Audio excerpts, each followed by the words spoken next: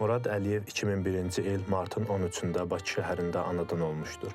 2019-cu ildən Azərbaycan Silahlı Qüvvələrində müddətli həqiqi hərbi xidmət edən Murad, Vətən müharibəsi başlayan zaman 2020-ci il sentyabrın 27-dən etibarən cəbhəyə yollanmış, Cəbrayılın, Xocavəndin və Şuşanın azadlığı uğrunda gedən ağır döyüşlərdə iştirak etmişdir.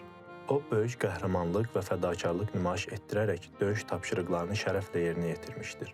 2020-ci il noyabrın 5-də Şuşa istiqamətində gedən döyüşlər zamanı şəhid olmuş, noyabrın 7-də isə torpağa tapşırılmışdır. Murad Əliyev göstərdiyi igidliyə və vətənpərvərliyə görə ölümündən sonra bir sıra təltiflərə layiq görülmüşdür. O, vətən uğrunda, igidliyə görə, Cəbrayılın azad olunmasına görə, Xocavəndin azad olunmasına görə, Şuşanın azad olunmasına görə medalları, həmçinin 3-cü dərəcəli vətənə xidmətə görə ordeni ilə təltif edilmişdir. Allah rəhmət eləsin.